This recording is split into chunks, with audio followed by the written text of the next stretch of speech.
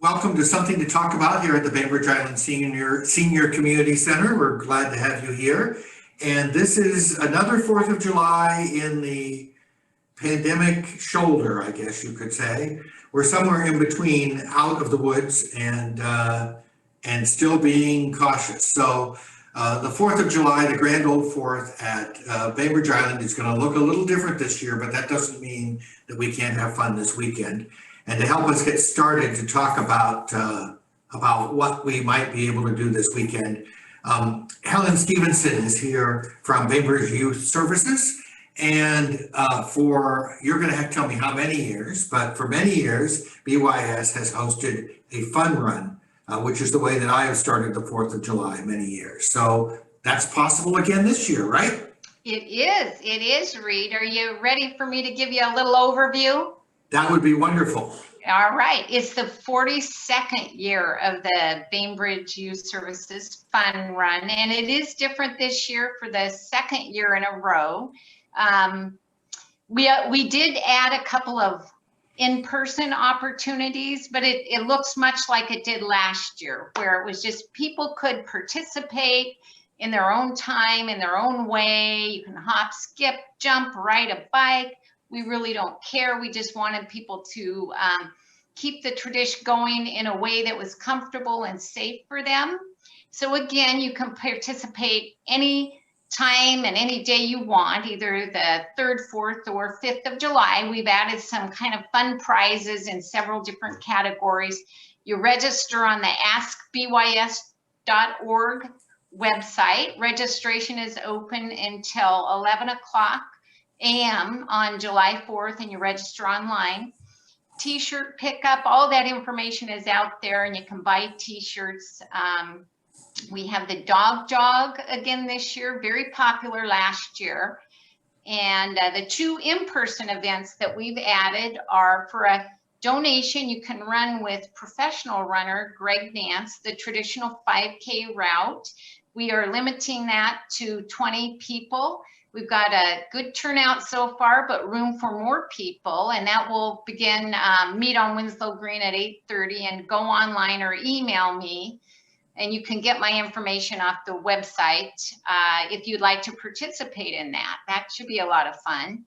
And then the second in-person event is for anyone that's registered for the 5K or 1 mile. They can meet up at Battle Point Park at about 10:30 a.m. on Sunday, July 4th.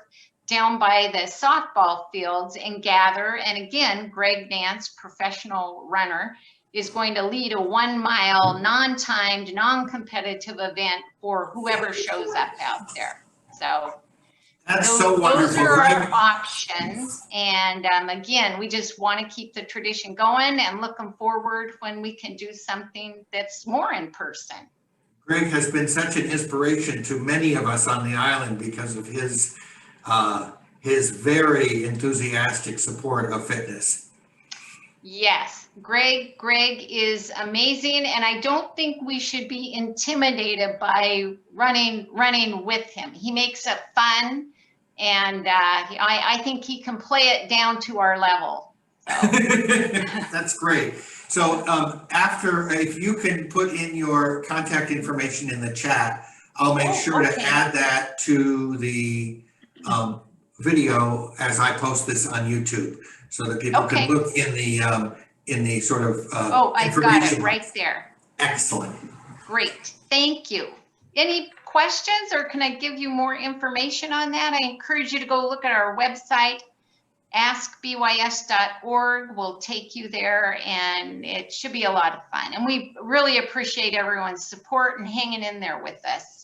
Yeah, so I wonder, it went well enough last year that you decided to try it again this year, and we're all a little more familiar with how this works 12 months later. So I hope you get a good virtual turnout. I know that my daughter and I are going to be running somewhere on the island, maybe the route on the 4th of July. Well, thank you for doing that. Yeah, we had a great turnout last year, and it seems like more people are out of town this year maybe, but still, we just appreciate everyone signing up. Yeah, there's no reason you can't run in Milwaukee. Yeah, Right, right, exactly. Last year we had people from Germany, the Isle of Wight, from a lot of places. So That's Atlanta. great. Cool. All right. Excellent. Next up, let's talk with Cindy McGregor, who is with the Bainbridge Island Photo Club, which is closely affiliated with the Bainbridge Island Senior Community Center. And they have been known for a photo show, a jury or public vote photo show in years past, although last year that wasn't possible. But this year, I think it will be. Thank you, Reed. And like Helen, I feel like I have something to talk about that's really positive. So as you said, the BI Photo Club is going to resume our Independence Day photo show. It's an annual event. And we feature the work of some of the members of our club. We have 49 active members, and we've been around since about 1999. And so I would just like to share my screen and show you a few things about it. Go ahead. Okie doke.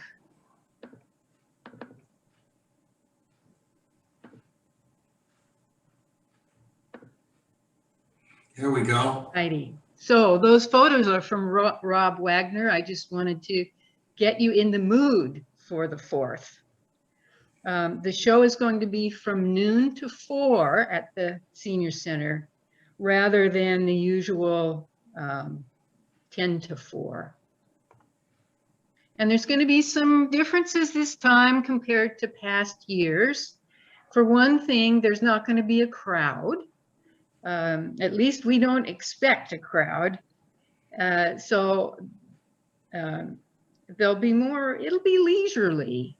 Can talk to the photographers and linger over any prints that you're interested in. Rather than the doors, the hinged doors, we're going to use tables with stands on them for our prints this year. And you'll see a sign there that says vote for 5. Normally we ask people to vote for their 5 favorites.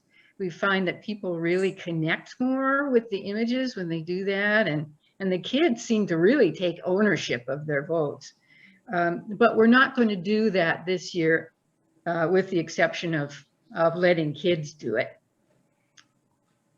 So these are our 12 exhibitors that will be participating on Sunday.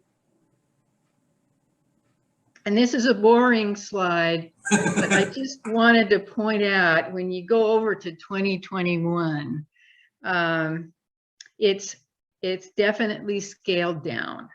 So we'll have, as I mentioned, the 12 exhibitors. We'll have about 42 prints, because each one is going to bring 3 prints, plus some will be bringing panoramas. We don't know how many visitors we'll have. And I guess that's part of the adventure of it all. These were some ballots from 2019, and you could tell which ones were kids. Here's one that says, the favorite was the one with the bulldog on the skate. And so anyway, some things haven't changed as compared to past years, and one of those things is the quality of the images. They're just fantastic prints, and there's a sense of excitement. These were some of the participants who visited several years ago, and you can see the excitement on their faces about this show. Yes, they. I bet that they particularly probably like the animal photographs. They did, and they liked the hot dogs being sold across the street, I think, as well. But in addition, other things, you may see someone you know. And you may see some real fun techniques being used. The neat thing about this photo club is that it's incredibly diverse in terms of what kinds of photos people like to take. And specialty areas, we have members who do drone photography. We have some that prefer monochrome, some that do macro on a serious level, some that only use iPhones and produce the most lovely landscapes. Some use for their software Photoshop or Photoshop Elements or Lightroom, and some use plugins for Topaz and Silver Effects Pro and all sorts of things. The nice thing about all those is nobody gets too darn gimmicky. These two are my photos just to kind of point out, this is about as gimmicky as people get. So if you have a favorite object and you have some Rain X in your garage, you can create a whole universe of those objects, etc., etc. But another thing the Photo Club does is we have we alternate months at our meetings between showing our work and having educational meetings. And the showing our work phase includes some special topics each time we meet. And this one happened to be yellow. So that's the kind of thing you might see. Whereas sometimes it's neon or frogs or old buildings. And the neat thing about it, for instance, old buildings, we have 2 architects in the club. So rather than taking a photo of an old building, they take a portrait of an old building. They seem to know how to capture things. It's quite amazing. And we're trying to, many of us, to not just take photos of nouns, but try to take photos of emotions, that sort of thing. So anyway, I'd like to show you just very quickly about 10 of some photos that were taken by members who are going to be participating this Sunday, but they're older shows. So, and I want to also give a caveat that I'm using very small little files that of these photos that we got for Facebook and that sort of thing. So it's not doing them justice whatsoever to see them in a larger format, but apologies to the photographers for this. But there's Diane Hutchings, Agate Pass Fog. And there's another monochrome, Chuck Eklund's Yosemite Valley After the Storm.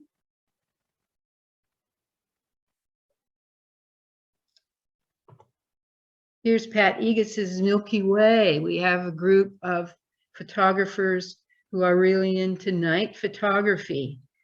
And they'll introduce new photographers to things like Photo Pills, which is an app for your smartphone. So you can, if you want to take a picture of a great sunset or the moon or the Milky Way, you just enter where you live and it'll tell you exactly what time, where to point the camera, etc.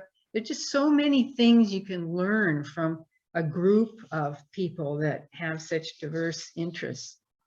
And here's Rob Wagner's A Deciduous Driver. I get a kick out of that one. It's easier to tell which came first, the chicken or the egg, with this one. Here's some landscapes by Chuck on the Oregon coast. And Grand Canyon.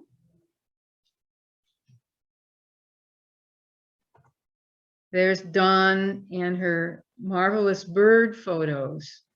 I think we ladies have at one time or another in our life dated some guy with that same kind of attitude. So there's the merganser and a stroll on Dos Wallops Trail.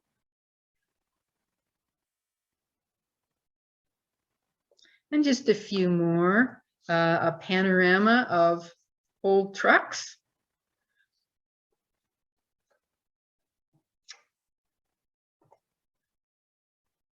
A reminder that in any of the visual arts, it's about the light and working with the light. I have another one from Dawn, Eagle and Heron in a battle for a fish. The chances of getting that composition, wow, it just blows me away.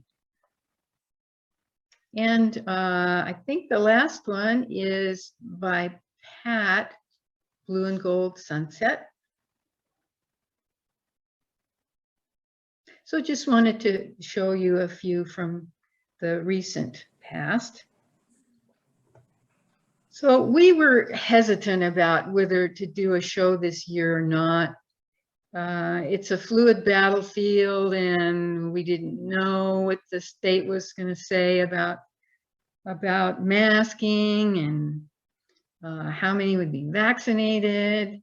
But Norm James, our president, said, we got to get back on the horse.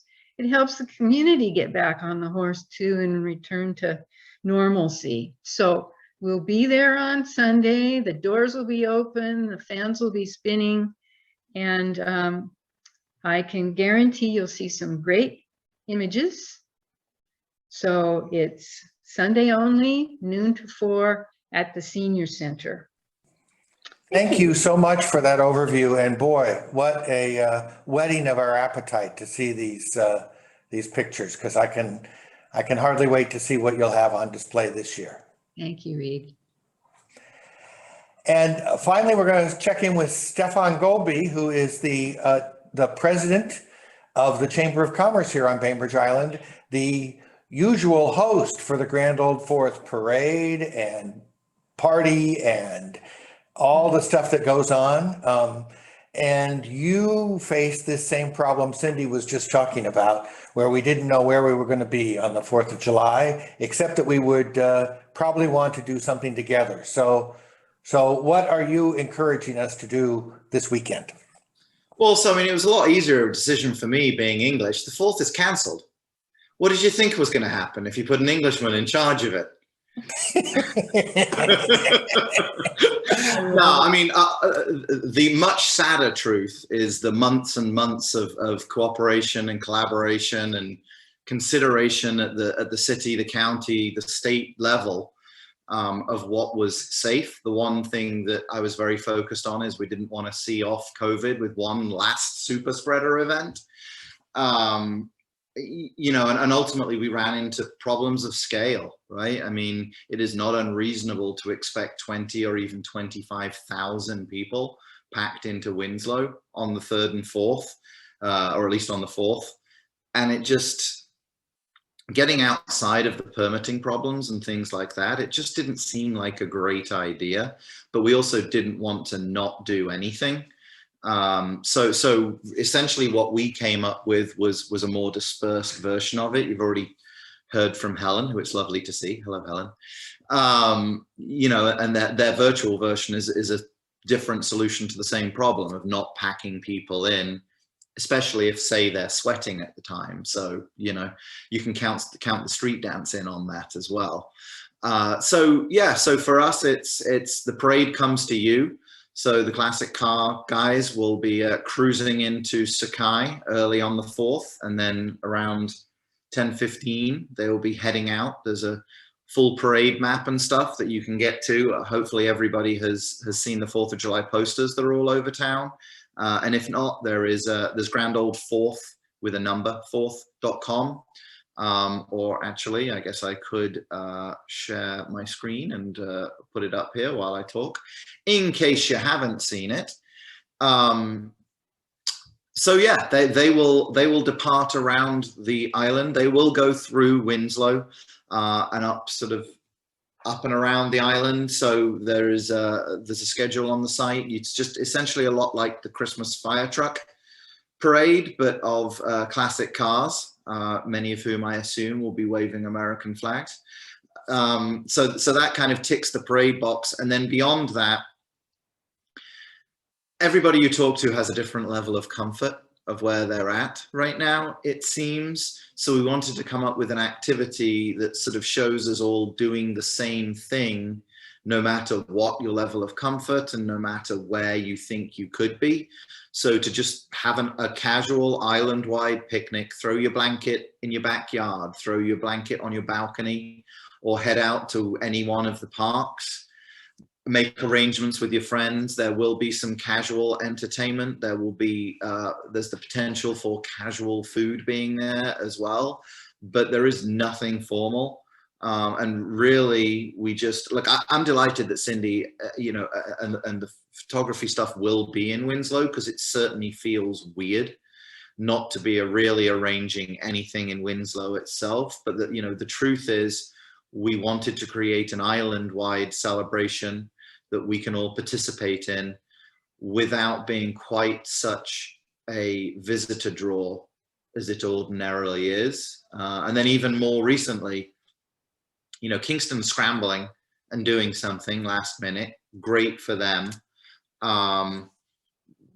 But with all due respect to Kingston, they just don't get the influx of visitors that we do 4th of July. And so it's sort of a different problem. So what it does seem absolutely responsible to not try to have all the people who will be here probably next year, this year. And this is sort of a grand old 4th, what the island was like in the 50s maybe. And I do like the idea that here at the Senior Community Center, you'll be able to, in the afternoon, maybe run into people you know. And I like the promise that perhaps there'll be some impromptu entertainment at some of the parks around town. That sounds really inviting. Yeah, and I do think if people are going to go in and see the photography show, there will be music at Winslow Green in the afternoon. I do know that. There's some bands are going to go into the bandstand. So it's not like it's going to be a cultural desert by any means. But these are special times. We as a community, we've been really responsible and really careful, and dear Lord, is it delightful to be walking around Winslow the last couple of days without a mask on. And I thoroughly am looking forward to First Friday tonight. And these are kind of our awards for being careful, I hope. I was delighted a couple of days ago to pull up all of the "you must stand here" dots and take down the face mask signs that we made and distributed to all the businesses. But, we are going forward. There is a real sense of we're getting back to it. But to fast forward to the sort of most extreme public event the island does on an annual basis, we just weren't quite there yet. And then in terms of what you can't do, we can't have sodding fireworks this year. That would appear to be the real difference. They are now forbidden for anything other than public displays. I will hasten to add the public display of fireworks was the only part of the 4th the Chamber did not previously arrange. And so it remains to be seen what happens there going forward. But, for this year, that is definitely off the menu. So I'm curious. I'm looking forward to maybe seeing some pictures. I don't know whether you've thought of a hashtag or some way that people might share some of their photos. But we are asking people to use Grand Old 4th with the number 4, which will tie in. I do have a couple of island photographers running around, so we certainly intend to be putting up some highlights. Great. Well done looping this into something else for me, Reed. I'm in the midst of adding a full-time marketing person to the Chamber staff for exactly this kind of reason. So thank you for turning the knife on that not being I'm excited to announce that today is the first day of the new licensing assistant. So there are 2 people working the licensing desk for the first time, I believe, in 7 years. although be gentle to the most perfectly named Serenity, who now sits alongside Chris here in the chamber office. Yes, I don't know that you'd name Chris ever Serenity, but it's nice to have him close to Serenity, don't you think? That's a good idea. That's a good idea indeed. So yeah, I mean, I think this is a free-for-all holiday. You know, I think this is a time for family and friends and enjoying them again fully. You know, I think it's a time for a guarded celebration of how careful we've been over the past couple of years. I mean, I know for me, the last time I really saw a big group of friends in Winslow, we were at Pegasus on a first Friday, and I'm meeting them all at 6 o'clock tonight at Pegasus, and we're gonna celebrate not the end, but at least a significant step forwards. I want to thank you all for coming by, and I hope to see you over the weekend as we celebrate the holiday together, somewhat distanced, but not as distanced as we have been for the past year and a half. So happy 4th. Stay safe.